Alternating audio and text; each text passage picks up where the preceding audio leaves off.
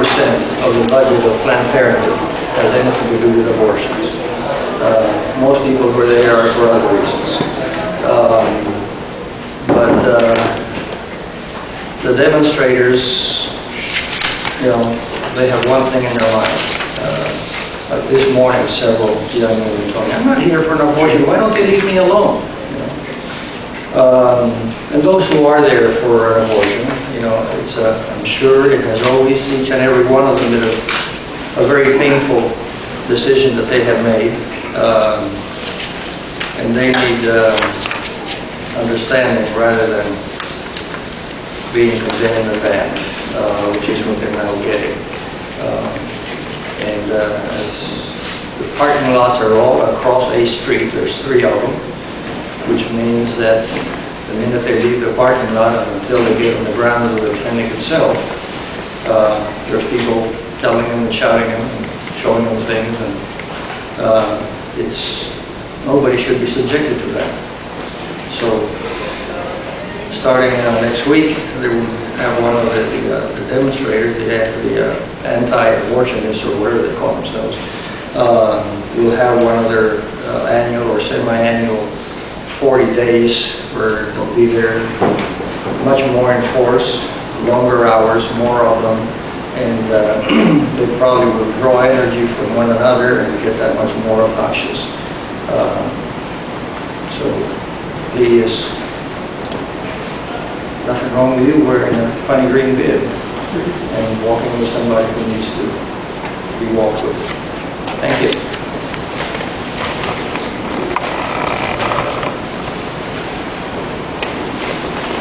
Talk about a serendipitous event. Every Friday there's an insert in the Houston Chronicle. This is it. Many of you have seen it. I'm always looking for interesting articles in here. The real reason I read it is there's a column in here on ethics. Yes. It has nothing to do with religion or anything like that. It just happens to be in this publication. It's interesting reading. However, this past Friday, and this is interesting how this links up with what Ariel told us, is an article that says, with vitriol aimed at Obama, preacher makes pulpit a hate pump. Anybody see this? Okay. This is a preacher of a legitimate church in, I think it's Arizona, who said, I'm going to pray that President Obama dies and goes to hell. Wow. What's interesting is if you listen to the sermon, his rationale is that President Obama is pro-abortion. Is anybody pro-abortion? Nobody is. Pro-choice, but not pro. But he twists the rules, twists the words. If you want to listen to a classic example of maybe why we think how we think, you know, the humanistic viewpoint, listen to his sermon. If you go to their website, it's for the faithfulwordbaptistchurch.org.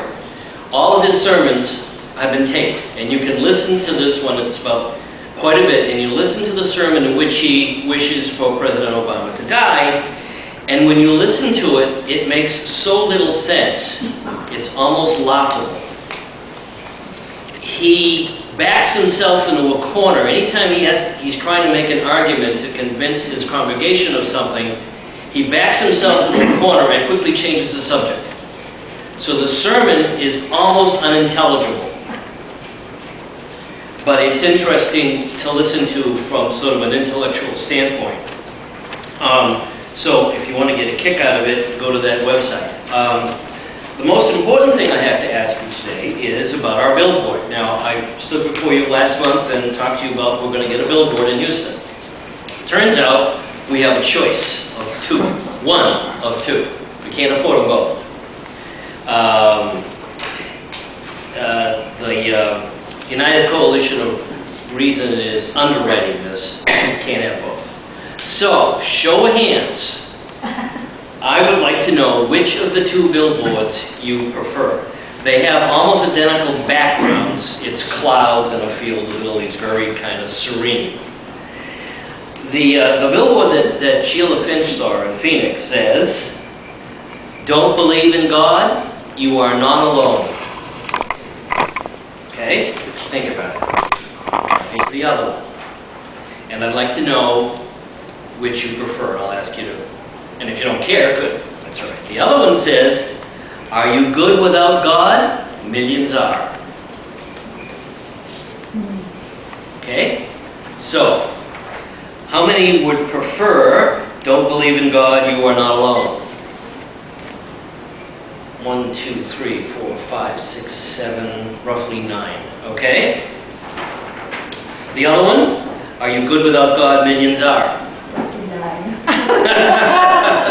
Guess who gets the deciding vote? Well, looks like 8. Okay. Now, I am going to How many billboards are we going to get? 1. I mean, just at one location? Yep. What And location? it's free. We choose it. What location do we get? We choose it. Okay. We choose the location.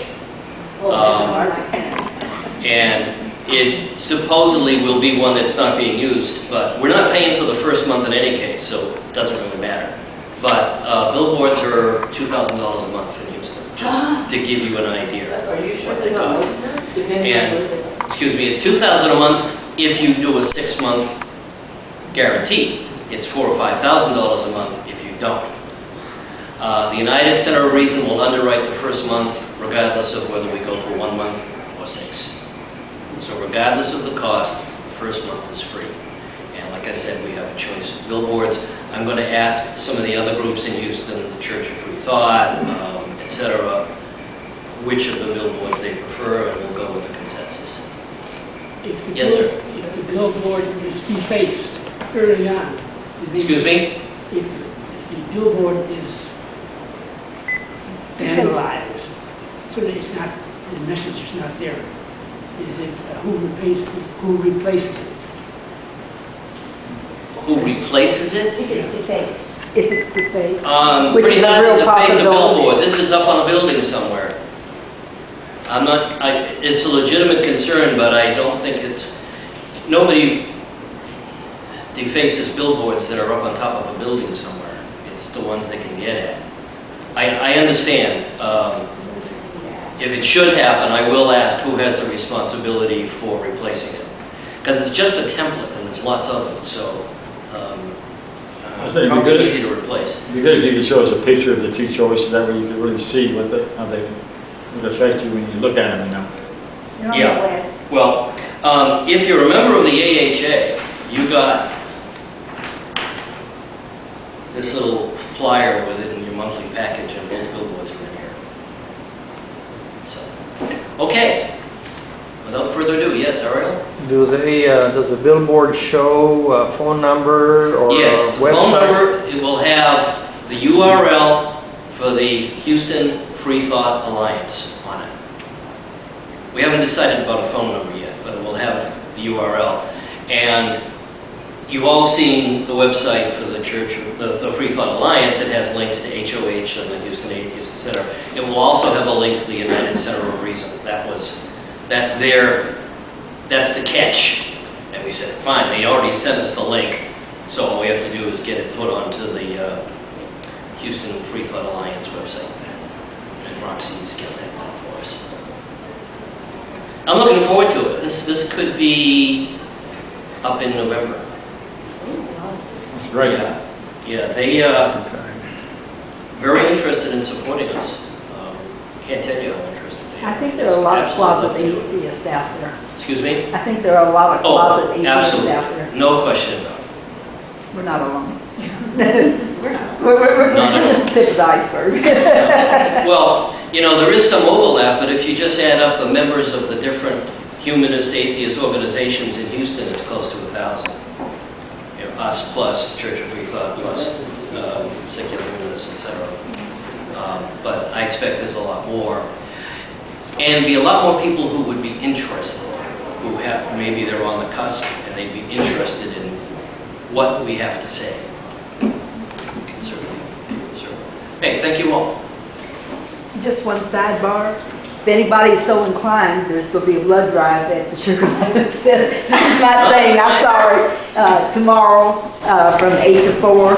And instead of giving a t-shirt, we're giving 2 eco-friendly bags, green bags to do grocery shopping. Cool. So, Good. need the blood, no substitute for it. Okay, thank you again. Okay, this is the humanist moment, and it's just a moment to share with each other something about a person or an event that has something to do with humanism. And of course, it always makes us feel better when we know that we're not alone. And I discovered just recently that Lance Armstrong has no religious belief. He had that terrible cancer. It went to his lung and his brain. He had surgeries. He had all that chemotherapy. And he said that through it all, it was a deep resolve on his part and the support of his family and friends, and not religion, that got him through all of that. So I thought that was interesting. And then going from a person to an idea, I picked up this book, which we've seen before, The Meaning of Things by A.C. Greig. He's a wonderful, wonderful British humanist, has written quite a few books. And I was flipping through this one to see if there was something that hit my eye, and this jumped out to me. Its title is Revenge. And what came to mind right away for me was how it seems to me that people in Congress are taking revenge on the fact that somebody highly intelligent, highly educated, and with a completely different background from theirs, they're trying to wreck everything he comes up with. And I'm pretty sure that there's an element of revenge in there. So I thought, well, I'll read this and see what it says. Francis Bacon said, "In taking revenge, a man is but even with his enemy, but in passing it over, he is superior." And then Grayling writes this piece. He writes for the newspaper in England, so his pieces are never very long, but they're pretty interesting. He says, "There's nothing so urgent as the desire for revenge when real or perceived injury has been done to oneself or one's community. And there's nothing so sweet as the pleasure that you get once it is enacted." The impulse to revenge is an impulse to justice, but it's a primitive impulse. And often in the attempt to restore a balance, it becomes too harsh and too punitive, and therefore invites further revenge, and so you get feuds, the Montagues and the Capulets and all of the other feuds that are well known in history and in literature. And feuds quickly escalate and consume the parties to them, which becomes a spiral of hatred and violence. So the crucial problem is that for society, it cannot function if individuals are left to seek redress on their own. So institutions of justice have arisen over the centuries. And a system of justice can be seen as a well-meaning human endeavor to provide an objective means of redressing wrongs. So in a mature state of society, where the fundamental idea is of a contract between its members to live by the rules for the sake of the all-round mutual benefit, then we need a strong justice system. Desire for revenge, says Grayling, is most dangerous when it's felt by individuals who are additionally oppressed by fear, anger, and a sense of impotence in the face of perceived injustice. Most of the world's flashpoints right now and in times past are wreathed in such combustible vapors. Well, when someone who seems to have every reason in the world to seek revenge, somebody like Nelson Mandela, for example, when he does not do so, the example set by him is very impressive. There's a Spanish proverb which says, no revenge is more honorable than the one not taken. So, in forbearance, this expresses a desire for something greater and grander than the revenge and the satisfaction that you feel in enacting revenge. Namely, peace and a hope for the future to end these kind of festering hatreds. And it takes magnanimity, which comes from magna anima, meaning a great soul, to rise above revenge. But magnanimity is in short supply, although it's the main ingredient in everything that makes the world a better place. So, as humanists, hoping to make the world a better place, we should put on our list of 10 commandments magnanimity, and on our list of taboos, revenge. Now, we don't know whether or not butterflies are magnanimous, but we're going to find out. Nancy Grieg is our speaker today. Nancy grew up in Alberta, Canada, where she suffered greatly, she says, from the lack of biodiversity and the long, cold winters. As soon as she could, she moved south. And after a couple of years living in Mexico, ended up in Austin, Texas. There, she got a degree in linguistics and eventually a PhD in tropical plant ecology based on research conducted in the rainforests of beautiful, tropical, warm Costa Rica. She's lived in Houston, working as the director of the Cockerell Butterfly Center at the Houston Museum of Natural Science since 1994. And since 2005, she's also served as curator of entomology for the museum. You must be a busy, busy lady, Nancy. Many people, she says, ask how a botanist got a job running a butterfly exhibit. But as she will tell you, butterflies are excellent botanists themselves. They depend on plants throughout their lives, as do we all. On a humanist note, Nancy was brought up as a Unitarian, but her parents never allowed her to attend the national conferences of the liberal religious views. So Nancy, over to you. I don't know if you have the LRY down here, but it was pretty liberal, I think. I think my parents thought it was sex, drugs, and rock and roll, so I won't let it go. But anyway, I'm delighted to be here, and I realized the topic, I was a little bemused when I was asked to speak to the humanists, because there's really not too much you can relate butterflies and humanism to. In fact, as you'll see when I start out, there's a lot of religious symbolism for some people in butterflies. We won't talk much about that. Okay, I guess if we could turn on the lights at least.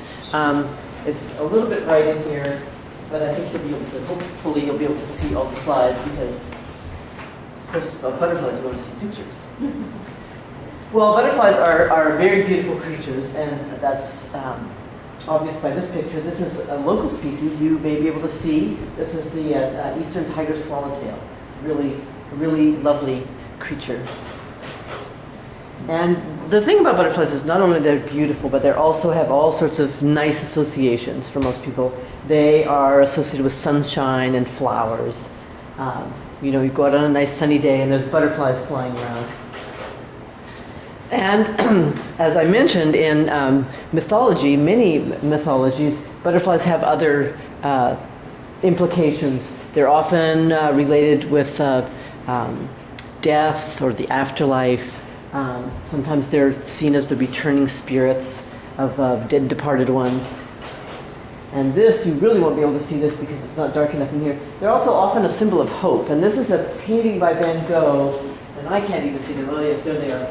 And these poor, depraved, depressed prisoners are marching around in this awful cell, and then here above them, you see them? Two little yellow butterflies are fluttering, and supposedly he was representing hope with that very small little. Painting, is it? No, it's not Do you know about where one. it is? I don't know where it is. Yeah, I'll find out. Yeah, but I like it with the butterfly symbolism, and of course, butterflies are often equated with resurrection. In fact, the ancient Greek word psyche meant both soul and butterfly. So, and of course, they're very beautiful.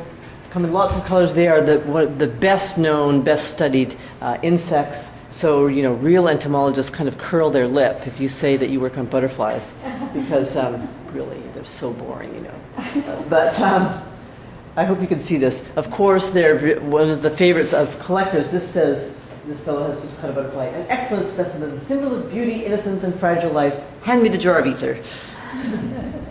So, yes, butterflies are very well known and very highly collected. And I'll mention a book at the end that just came out that talks about the dangerous world of butterflies. In fact, it's the title, and he talks about collecting and the illegal collecting that still goes on today. So again, butterflies everybody likes butterflies. You don't fear them. They don't make any noise. They're totally innocuous. Just picture this lady. She has a great big owl butterfly on her lapel. Just picture what she would look like if it were any other insect, especially something like a cockroach. She would not be smiling.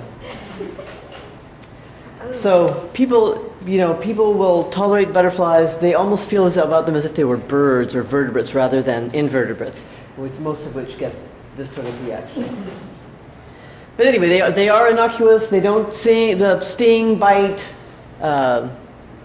anything. They don't poop on you when you handle them. This little girl is actually watching a pair. There's a female down here on her hand, and I'll talk about mating later, and this male is courting the female as it's sitting there, right there on her finger. But again, butterflies are insects. And I've often joked with Mr. Cockerell that Cockerell Cockroach Center has a nice alliterative sound, better than Cockerell Butterfly Center, but he's not buying. I would love to give a lecture on cockroaches sometime if I had more slides, because they are very fascinating and useful insects in their own right. But most people disagree with me. Well, just a little technical stuff, and I know you guys probably all know this, but butterflies and moths together make up the order Lepidoptera, which is another Greek word which comes from lepido, which means scales, and ptera, which means wing. And this is just a magnification of some butterfly scales. And I like this one because it shows both the pigmented scales and then these iridescent scales, and many butterflies have both. So some scales have a pigment in them, and those will fade over time, especially if they're exposed to light. But these iridescent scales, if you can see the little ridges and pits, that reflects light. And often they're not even a color, they're maybe brown or clear, and they reflect and refract the light back in these wonderful colors. So here's just a little bit farther back so you can see the scales. Together these colors, each scale is a solid color or iridescence, and they form these wonderful mosaic patterns that you can see on, there's the same eye spot on one of our most beautiful butterflies, the buckeye. You can find that out in the fields around here, a really pretty little butterfly. And here's one of the blue morphos we have in the Butterfly Center showing the iridescence. Depends on the light falling on this, that can look almost completely brown or this brilliant blue. So those are the iridescent scales. They're called structural colors versus the pigmented colors. And then there are the moths. Let's see, what do we call the butterflies?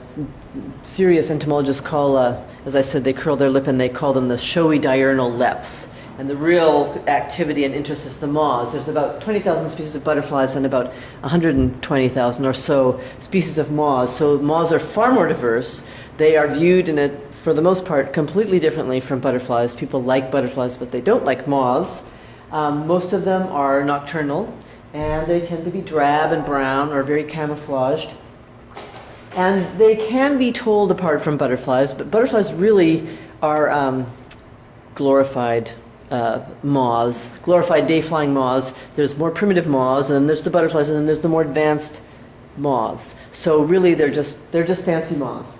But people always ask, well, how do you tell? One big difference is, again, they're often browner, but some moths have these big feathery antennae, or they'll just have long, thin, string-like antennae, whereas butterflies have a thickening at the end called a club, so their antennae are clubbed.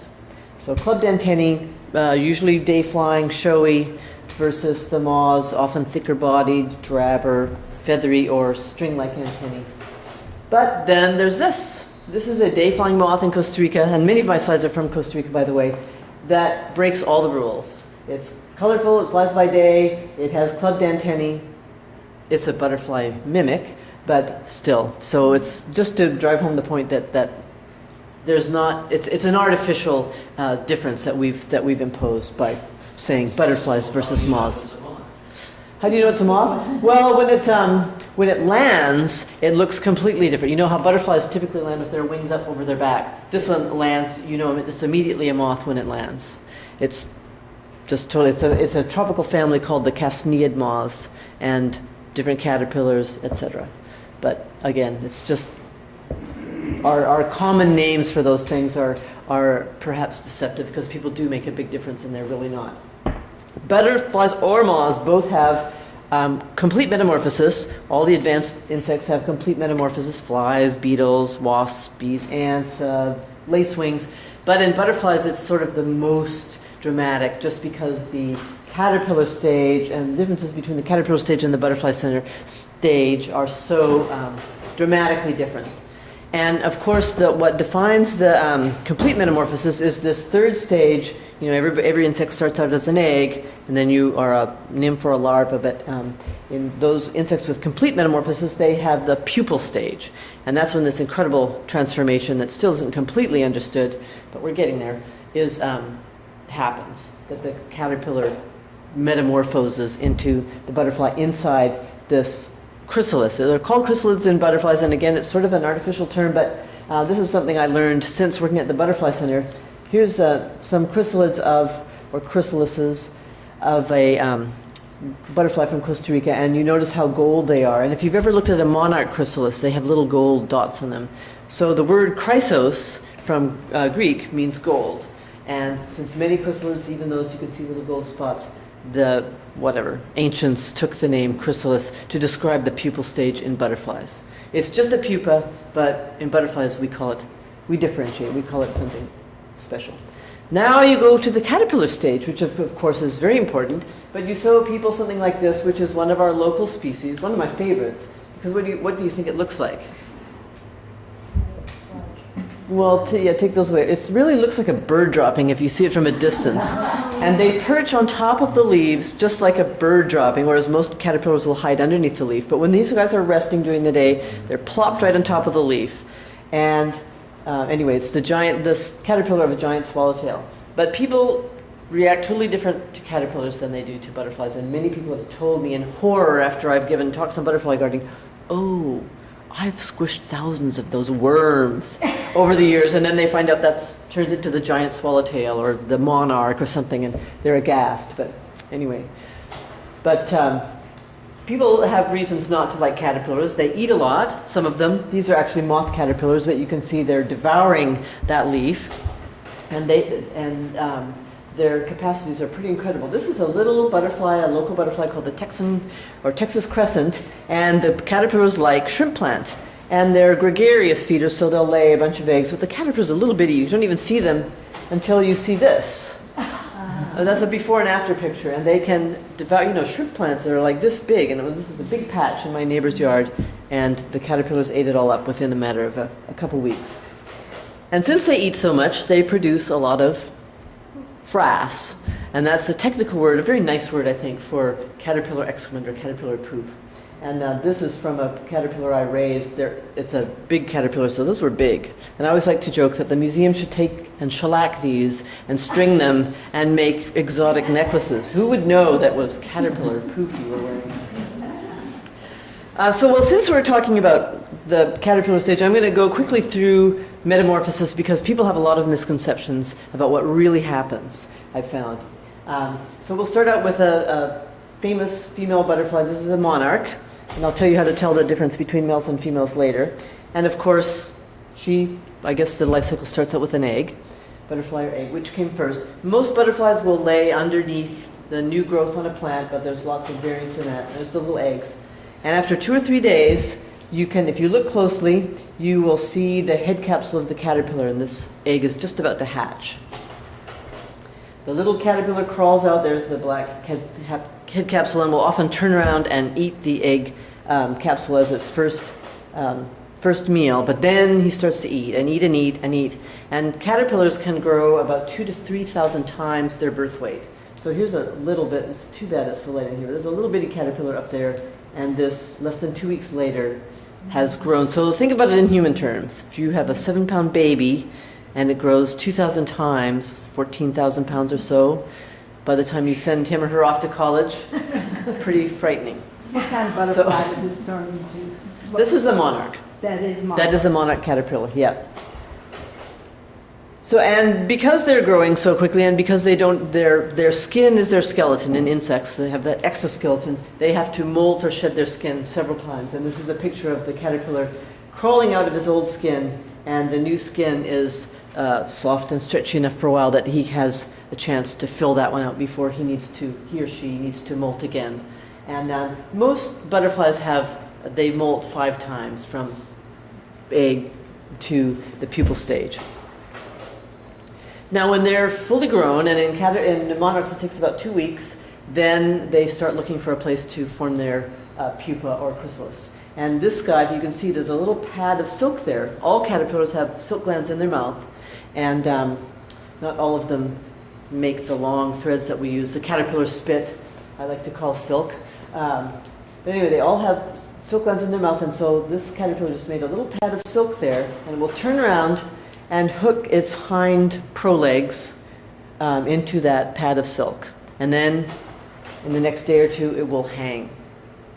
Not all butterflies hang, but most of them do. Hang there. We call this the hanging jay. And if you're a photographer, this is when you want to watch really carefully, because it always happens when you're out of the room that they go into the next stage, which happens fairly quickly. So inside that, right now, is all these changes are going on. And in a day or two, you'll see a more greenish color in the case of a monarch, and it starts wiggling and moving. Again, this is when you've gone to take a bathroom break or a cup of tea or something. And the skin will split right along the curve of the J, and this is the pupa or chrysalis underneath. So they don't make anything outside of them. It comes from within. It's sort of like alien being born. So if you watch this, the thing is writhing around and wiggling, and it's like being held hanging upside down with a very tight t-shirt on and your hands tied and you have to get it off.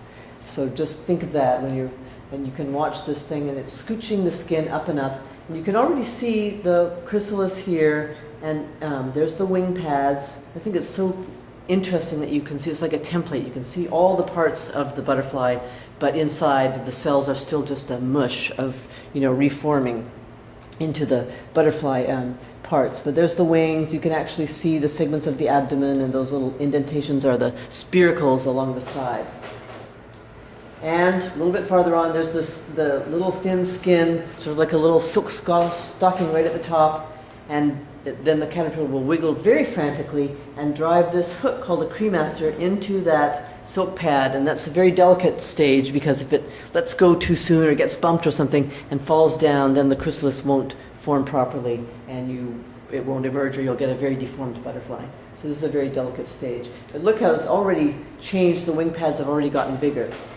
And over the next couple of hours, in the case of the monarch, the chrysalis will change still further. Here's the wing pads now, and then the abdomen is really shortened until it's like that. And we import at the Butterfly Center about 3,500 of these chrysalids a month.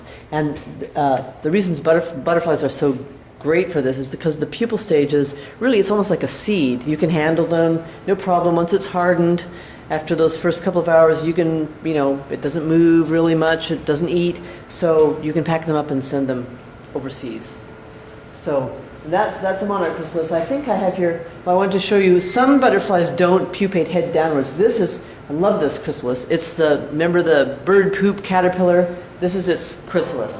What swallowtails do is the silk pad is down here, And they make this silken girdle around themselves, and I've never seen how they get out of that, how they shed their skin out of that silken girdle, but nonetheless they do. And again, you can see all the parts. Here's the wings. Those are actually the antennae, and here you can see the segments of the abdomen and the spiracles, all there in the chrysalis stage. So now back to the monarch. After a couple weeks, you notice that the color has changed, and you can see now the wing colors through the shell of the chrysalis. And again, this is when you should not go to the bathroom or take a break, because this happens too very quickly. Finally, the butterfly is ready to emerge, and it will sort of swell its body and push its way out of the chrysalis. There's suture lines on there that break, and it pushes its way out and then hangs on the chrysalis for the next couple of hours. And of course, its abdomen is at first very huge, and the wings are rather small, and it has to pump the fluids from its abdomen into the wings until they're fully full-sized, and they sort of dry off. They're very soft and almost wet at first, and again, a very fragile stage. If they fall down and there's not room for their wings to expand, that's it, they're toast.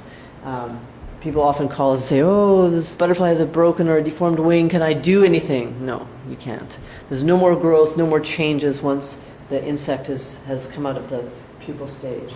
So, and another interesting term you might be interested in is in addition to pumping the blood into the wings, the butterfly is spewing out a fluid called meconium. And mothers might know that. That's the we use it in human terms for the first bowel movement of a baby. And really it's the last caterpillar meal, so it's often purple or tan, and it stains. I have several meconium stained shirts. But here's the monarch, a little bit farther along, almost completely expanded, and there it's completely expanded. And then in an hour or two, after gently expanding moving its wings and drying them off, it can then fly away. Okay, so this is the male monarch, and some butterflies are completely identical. You have to look at the genitalia, and most butterfly genitalia are pretty small. You need a microscope, but some are very different, and then the monarch is subtly different. But since monarchs are around here, I want to show you the males have these two spots which are allegedly vestigial scent scales, and I'll talk more about scent scales later.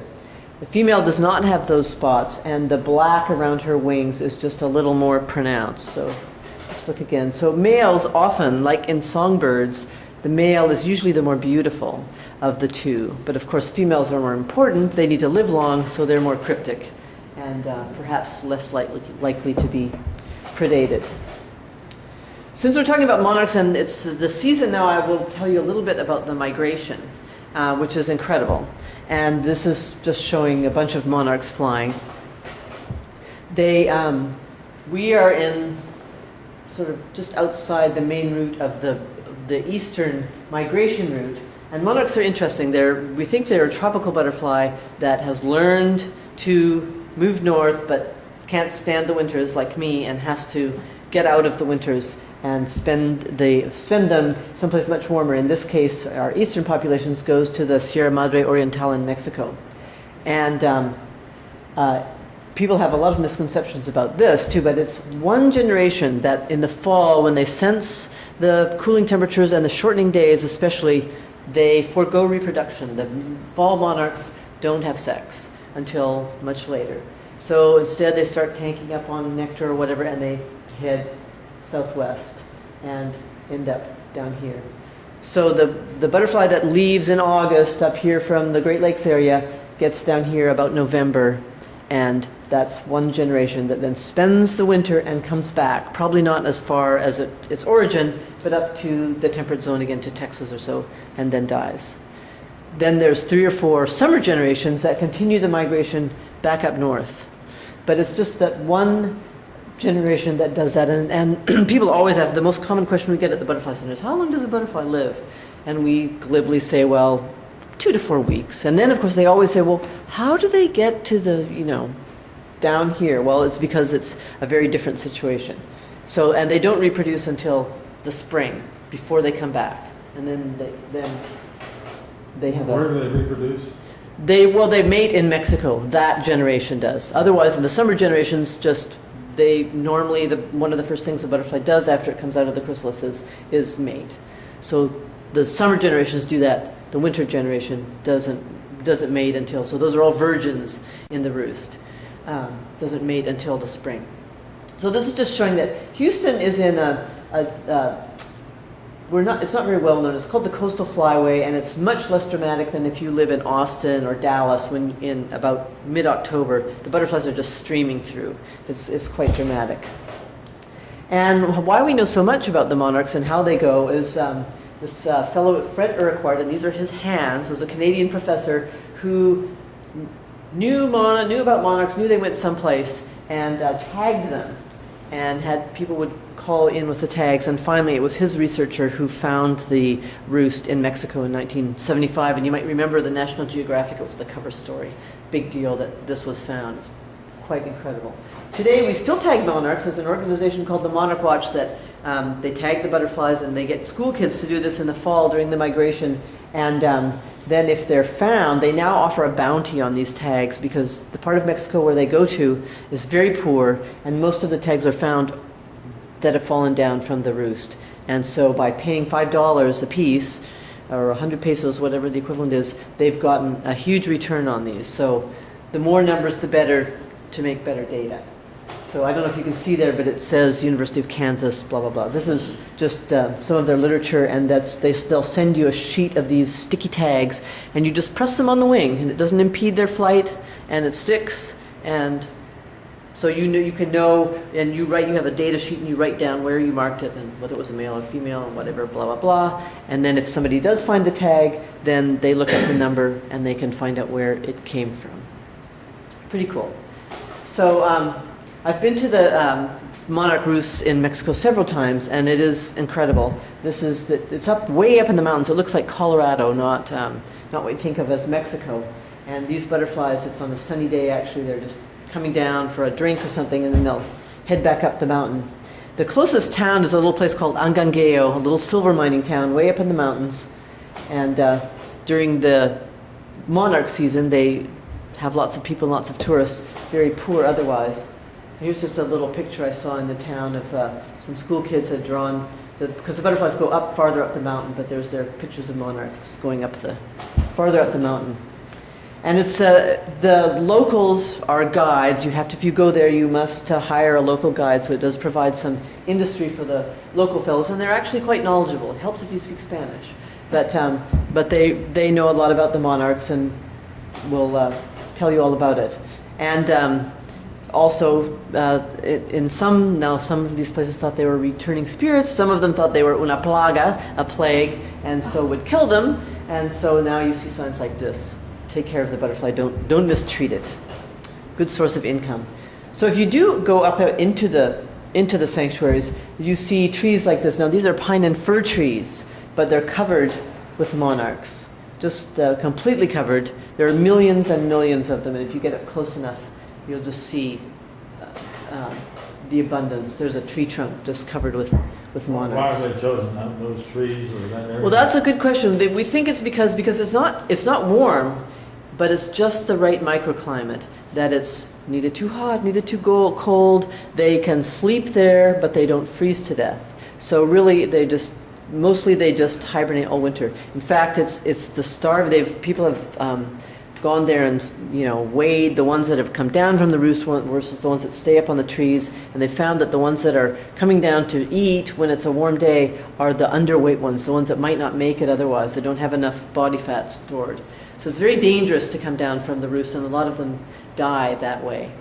But it's just the right microclimate, and the trees are all around. It's a thick forest, and one of the problems is there's so much deforestation in that area that they're becoming more and more isolated and more exposed. So there's some concern that the migration phenomenon might be in danger. Not the monarch. It's a very common butterfly, and it's in Central America too. They don't migrate itself. If the forests go, may end up going. So male or female? Can you see that? Male. That's right. Very good. And as I said, they do sometimes come down for water or nectar on sunny days, and but this is very dangerous. If a cloud goes over the sun or they're out too late and it gets chilly, they can't fly back up, and there are things that will eat monarchs. in this area especially, or they'll just freeze to death. Is that where they lay the eggs also? No, they don't. They mate. So in fact, I love this picture. I call it lust in the dust. And this is a picture of mating monarchs. Monarchs have no finesse. This generation anyway, it's just wham bam, thank you, ma'am. And sometimes it's wham bam, thank you, whoops, sir. I've noticed that a lot, that the males just grab anything orange out of the air. But they mate here, and then so this is in late February, it's getting warmer, the days are getting longer. There's this huge mating frenzy for a few days, and then they'll start heading back north. And often the males don't even make it to the Mexican border, but the females keep going. So if you're in the spring and see a very tired, tattered old monarch, especially a female, it's probably one that spent the winter down on the roost. Now here we have now our resident population that doesn't migrate because it's global warming, and a lot of people plant that milkweed that doesn't senesce. It's a tropical milkweed, and so caterpillars have something to eat all winter. So if you see a monarch in December, it's one of those that didn't migrate. So, and then this is just to show in the spring. So these are dots just to show when they get where. So we see ours like in March and April, and then by late June, they're back way up to the Great Lakes. So they'll have a couple generations up there and then come back. So it's very incredible if you think about it.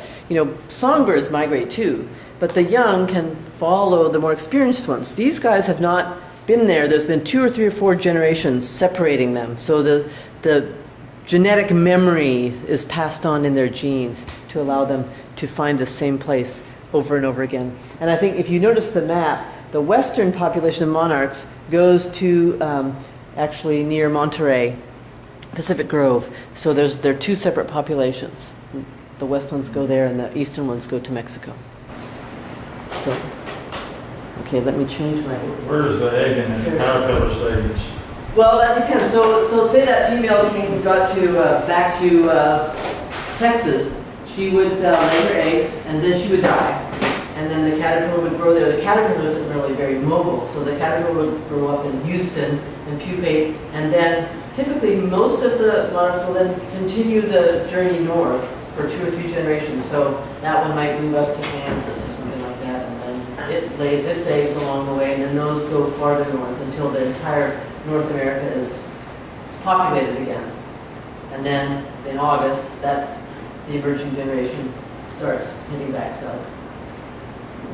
You think they know how to do that because of their genes? That's what we think, yep. They use all sorts of environmental cues.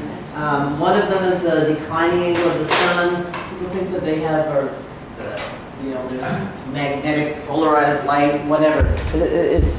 People are still working on exactly how they do it, but they've done lots of tests of flying them in, wind chambers or taking them from one place and releasing them in another, and they head back. They know where they're going somehow. One more question. Do you have any idea how evolution explains how they go to a caterpillar stage and then change to butterflies? And really seems amazing. Weird. Well, yeah, it is amazing. It's perhaps very efficient though, because all insects change. Okay, so think about a cockroach.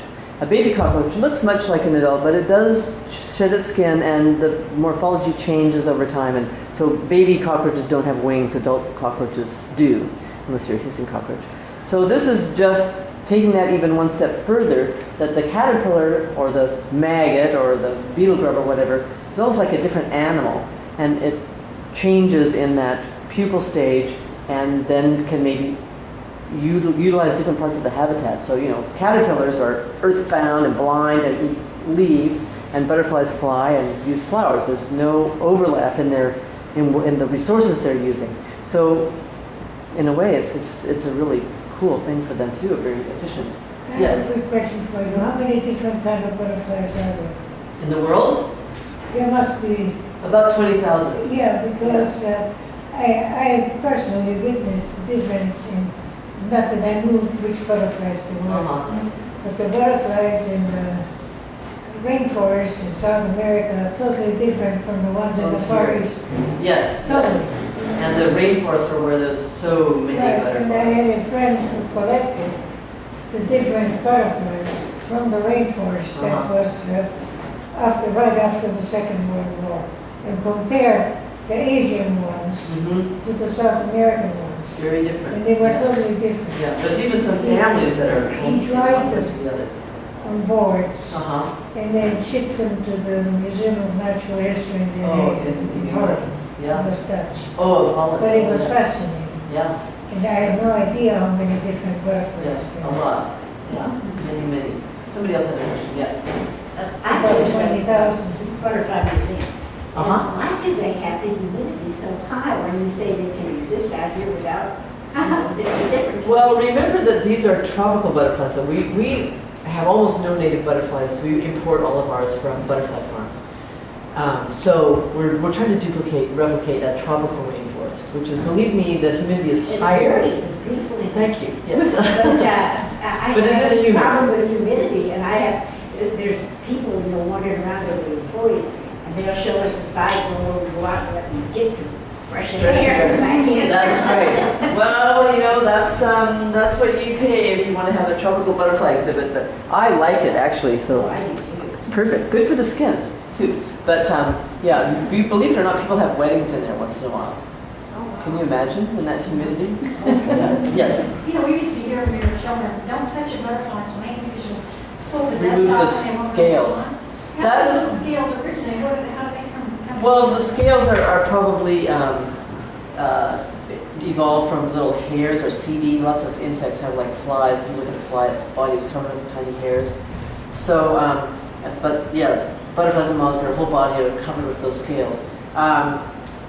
You can rub them off. They lose them naturally. That's why an old butterfly looks more faded than a newly emerged butterfly, because they've lost scales, just like we lose hair. Only ours grows back, theirs don't grow back. So, and yes, you can remove it, and it's not good to sit there and rub them all off a butterfly's wing, because they have a function. The colors are used in mating and or in sun absorption or all sorts of things, protection, protective mimicry or whatever. But you can handle butterflies. I should have brought you a live butterfly. We could have passed it around. But if you know how to handle it, it's fine. They're a lot tougher, especially monarchs, and some of there are some very tough butterflies. And the mimetic one, the ones that are bad tasting, they especially don't struggle much either, because I guess they know their best bet is just to relax and let whatever is handling them handle them. Maybe take a little taste and find out they're so bitter and release them rather than struggling, in which the case the predator would grab even harder.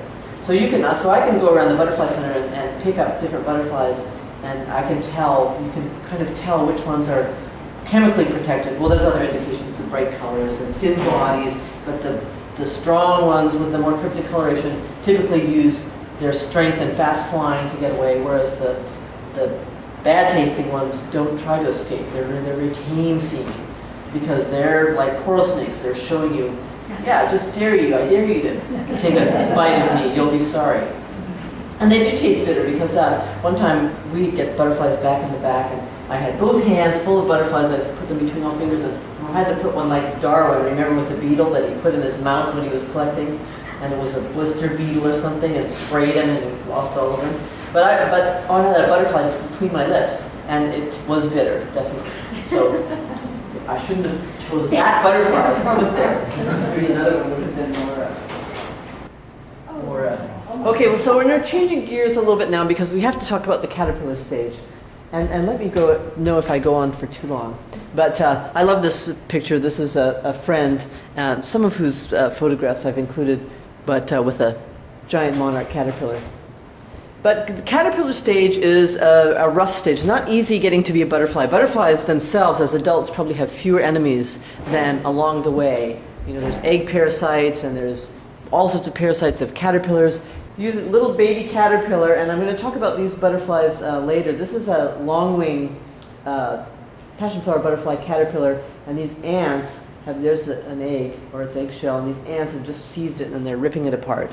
And actually the plants, I'll mention this later too, have extra floral nectaries on them specifically to attract ants to protect them from these caterpillars. But anyway, it's tough being a caterpillar. So caterpillars have lots of defenses too. Some are spiny, and that's actually the adult, the fully grown one of the one that was just being torn up by ants. You may have seen saddleback caterpillars. These are very cool. They look beautiful, but do not put your arm on one because they really sting. So some spiny caterpillars, especially moth caterpillars, have a nasty sting. This one you might have seen around here, the asp. Have you heard of the asp that falls out of the trees? It's an ugly little brown moth, but the caterpillar, this is actually a tropical species, but they're very similar. It looks like a little bit of fluff, but if you touch through that, they have some very, very stinging spines. I've been stung by the saddleback, but not by these. I understand it's extremely painful and can last for a while. And then our old friend, the giant swallowtail. Some caterpillars look like something that they're not, in this case bird poop. But if a bird or a predator should be so foolish as to mess with a piece of bird poop, they have a secondary defense. All swallowtails have they're aversible horns. They're soft, fleshy horns that they normally keep back inside just behind their head cap. So if you pinch their rear end or poke them, they'll rear up and they push those out. They're red or orange and they're just dripping with a very fragrant, odoriferous, I kind of like the smell, but it's pretty stinky, like Limburger cheese or whatever, and they'll rub that on you. So take that if you try to eat me. But that's only in the swallowtails. Then there's many caterpillars that are extremely camouflaged. This is an inchworm, a geometrid moth caterpillar. I love this one because it's just sitting there in the leaf, and it's eating, and you can't even tell where the leaf ends and the caterpillar begins. This is a butterfly caterpillar, actually, from the tropics that looks like, here's the caterpillar. If you see it, it just looks like a piece of moss. That's about an inch long, and if you see it until it moves, you just think it's a piece of moss. So you can even see the spiracles there along there. Very, very amazing. This is a group of butterflies that we have here, the little hair streaks. And can you see the caterpillar, how camouflaged it is? A lot of them eat flowers, and there's the caterpillar. They're rather slug-like, but completely camouflaged on the plant. So hoping it won't get seen by a predator or parasite. And this is, again, pretending to be what you're not. This is my favorite caterpillar, a common local species, the Spicebush Swallowtail. And they hide during the day in rolled up leaves, but if you open them, they look like a little snake. And these are not their eyes, their head is down here, so these big eye spots look at you. And of course this too, as being a swallowtail, if you hassle it too much, it will evert its osmoteria and give you something else to think about. And this is a great caterpillar, and this family, it's the leafwing butterflies, and I just saw some of these last week in the Arboretum. This caterpillar does an amazing thing. At first it eats the leaf along the midrib, and then it will glue little pieces of leaf to it with its silk, and you see it looks very much like this. And then even better, it takes, and you need a hand lens to see this, and you have to take my word for it because it's out of focus, it will take pieces of its frass, its excrement, and silk them just like a little chain to the end of this midrib to make it even longer, and then during the day it will sit down there on the very end, and this is when it's just small. Later it rolls itself into a leaf. And this is called a frass chain, and that group of butterflies, that's very typical. And if you see that, you can see it from a distance if you know what you're looking for. And you see the long mid-vein of a leaf sticking out of a half-eaten leaf, and if you look carefully, sometimes you can see the caterpillar there. If you see there's a little lump on the end. So frass chains. Good defense because you're way down on the end of a long, thin thing that an insect might not like to.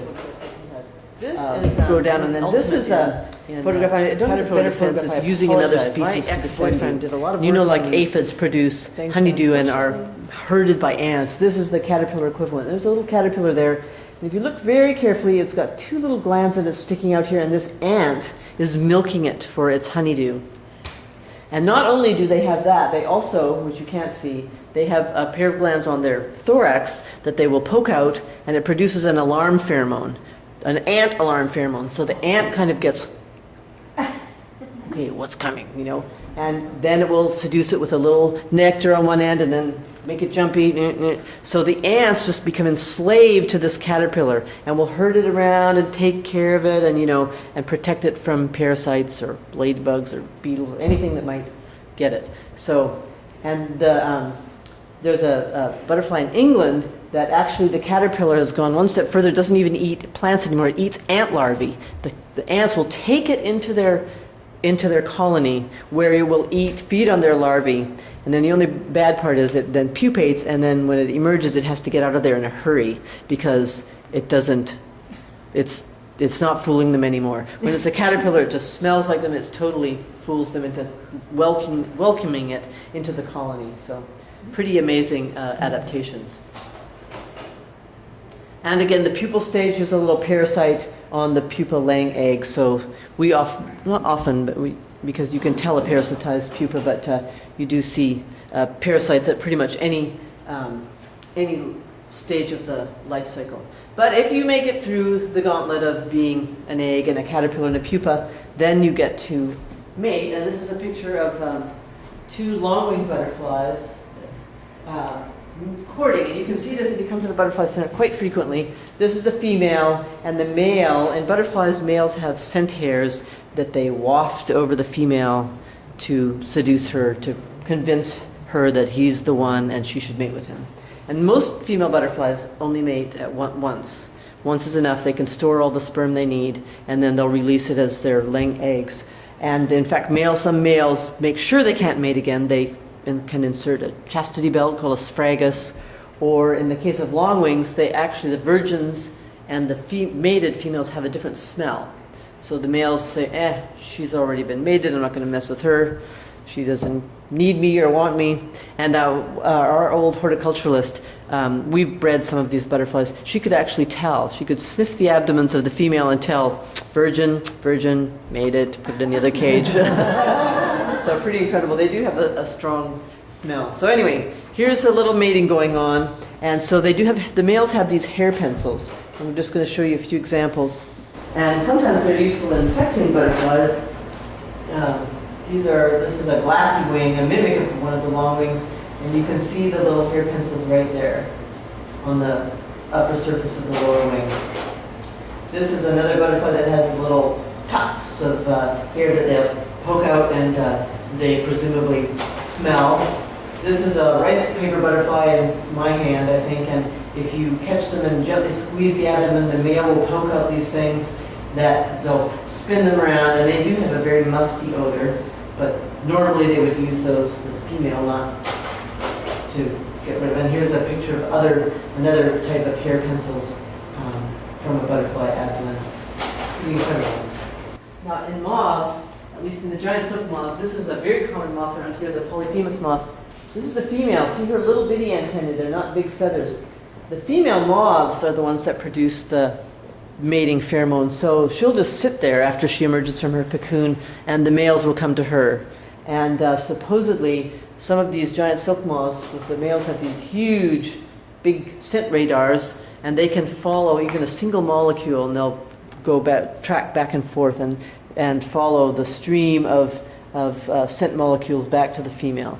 So it's a good way to collect males. If you have a female that just emerged from her cocoon, then you put her in a cage and set her out on your balcony, and males will come. I've never done this, but I've talked to several people locally who have done so. But the point of all that courtship is, of course, mating. Here you've got a pair of mating long-winged butterflies. And as you know, mating isn't always so gentle. We saw the sort of brutal mating of the monarchs, and then this is an example of child rape.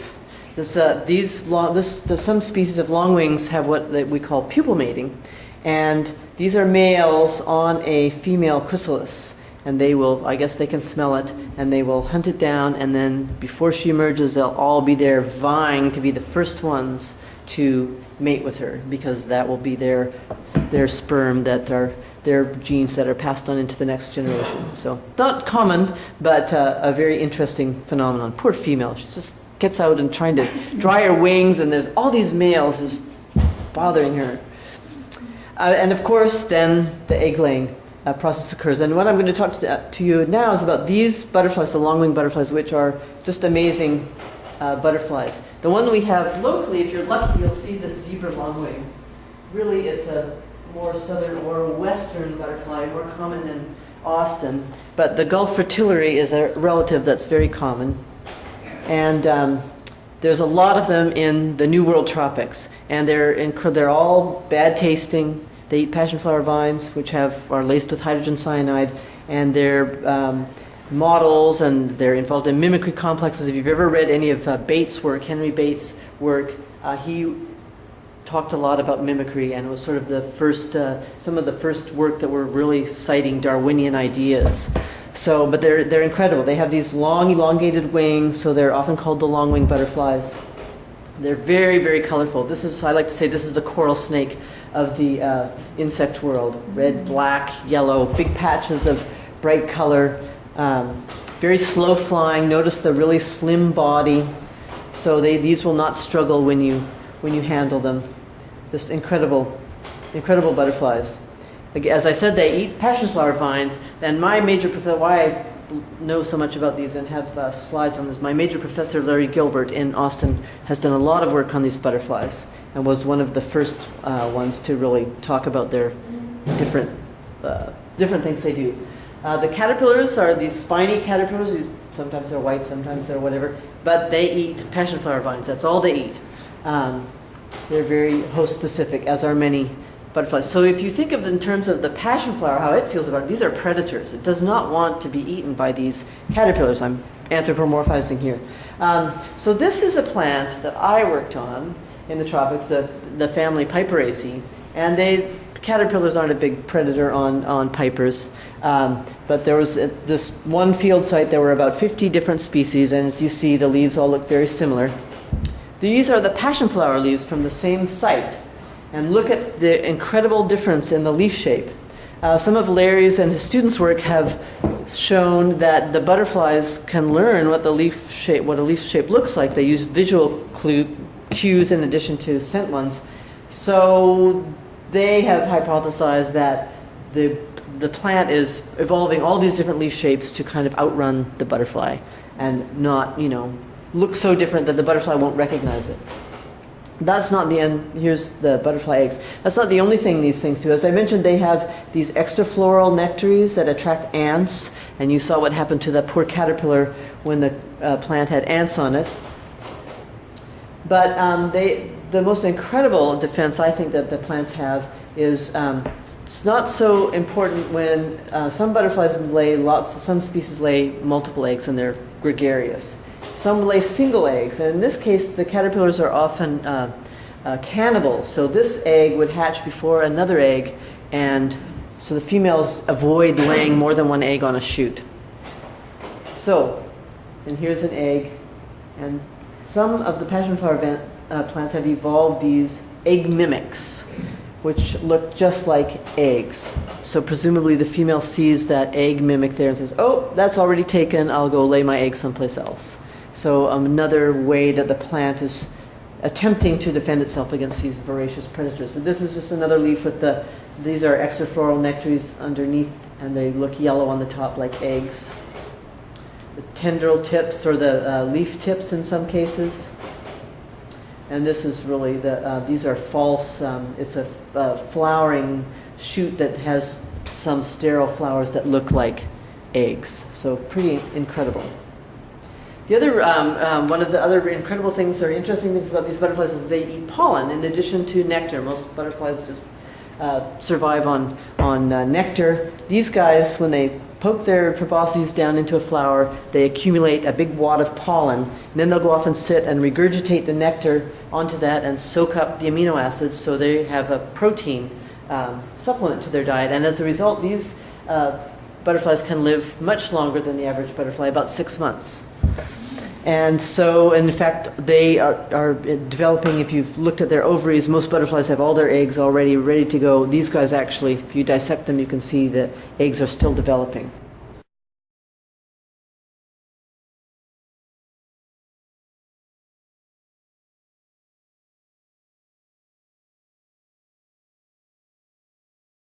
So another thing that you see in these butterflies is something called gregarious roosting. And this is perhaps related to their longevity. In the rainforest, they trap line. They go from, and they have special plants that they really like the pollen of. If you saw that butterfly on the, I daren't reverse it because it might not let me go forward again. But they love these Sigouria vines. It's a rainforest cucumber.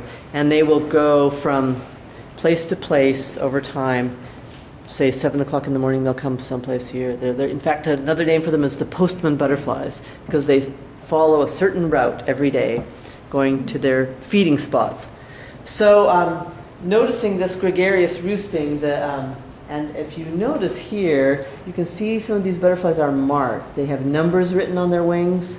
So Larry would sit at a Siguria vine he would mark the butterflies when he caught them, and then let them go, and having recorded when and how damaged they were and all that. And then he would watch, and he noticed that unmarked butterflies would often be following a marked butterfly to the flower.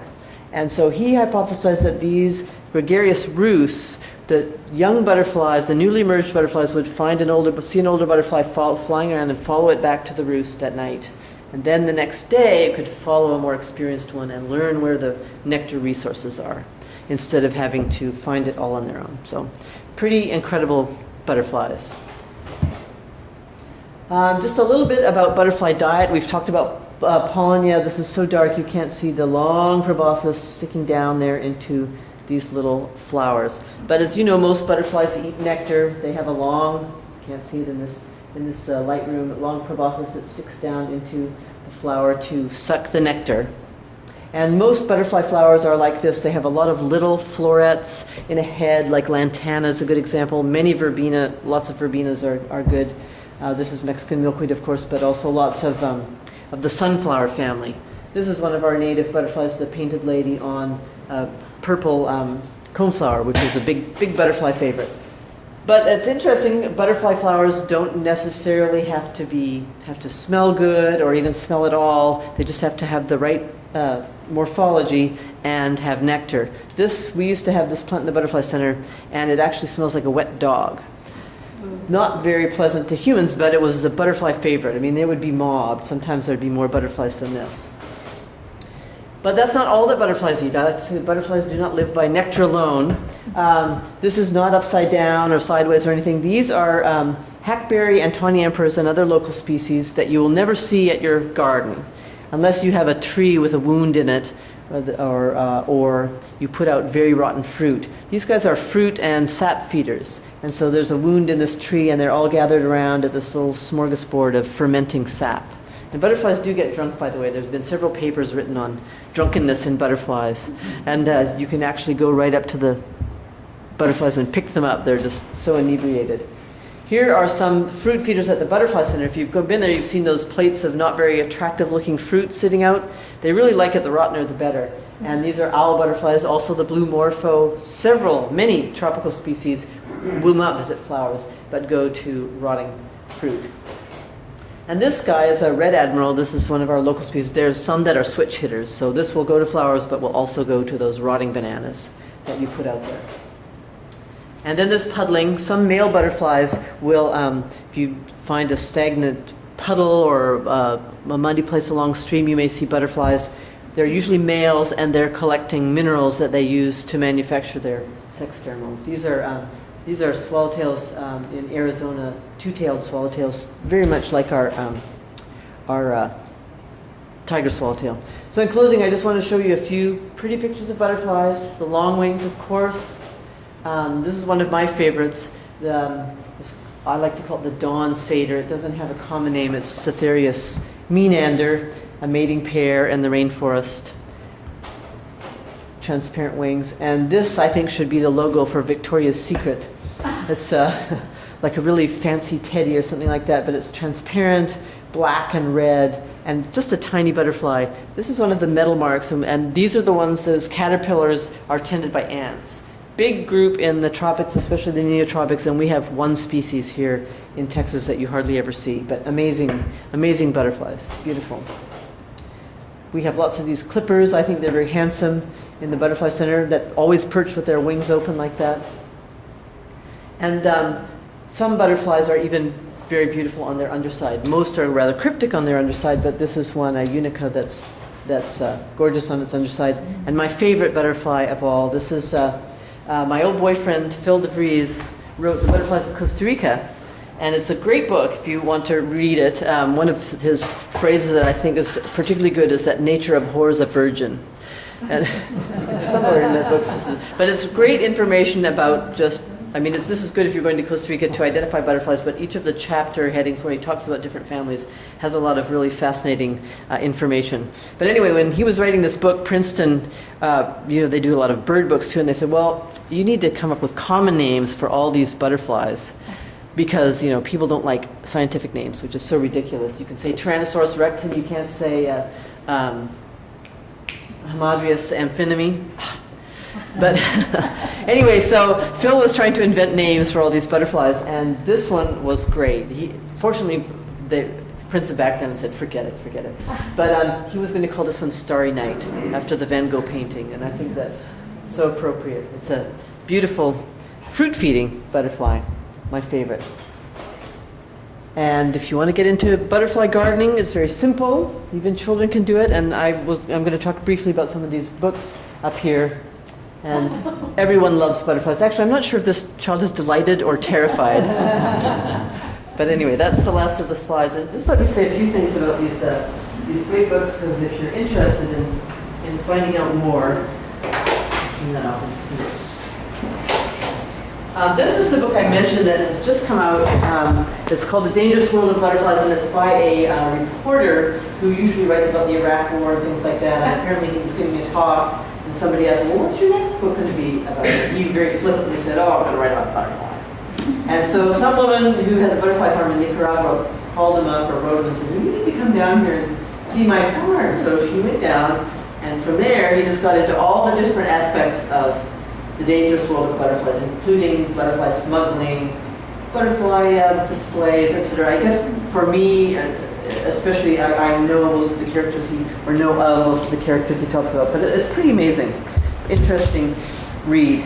Of course, Phil's book, and then if in Houston, this is a great book if you just want to learn about your backyard butterflies. It's John and Gloria Tweeden, who used to write the nature column in the paper, and it doesn't have every butterfly, but what's nice about it is it has, there's the one metal mark we have here, but it often has the caterpillars and the butterfly, and nice, there you go, nice,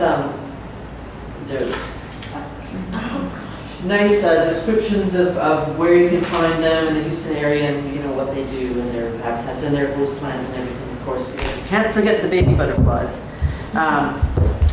If you're into butterfly watching, and these are two very good field guides. That one is good too, but this is a more traditional field guide that has range maps and doesn't talk about the caterpillar stage, but it's good to take in the field to identify things. This is another one I like. This one's better, but they're equivalent. And I love this series. These golden guides, I don't know how many of you are familiar with them. They write about everything. Minerals, weather, pond life, the Southwest. There's even one on Israel I saw one time. But these are great because they're drawings, but they often show the caterpillar stage. They have a range map, and it's just enough information. And I found several years after, I used to have these when I was a kid, and still use them. They actually have the scientific names in the back, so you can look up the page number and find the scientific name. So this is great. It used to cost 95 cents. They're $6.95 now. Still a deal. And if you're into moths, much neglected, there's really not much on moths. The Tweetons are supposedly coming out with a book on moths of our area, but otherwise you're stuck with this, which doesn't have very good plates. It's the only thing there is. They're not well known. So, long book and butterfly gardening books are easy to find. So that's it. I'd be happy to take any questions. I hope it wasn't too much about.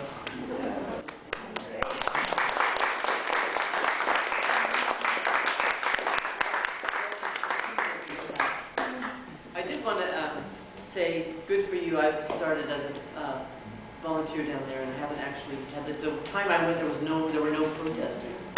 So I'm prepared to go again. So good for you. You'll have ample opportunity in the next 40 days. I know. It's dreadful.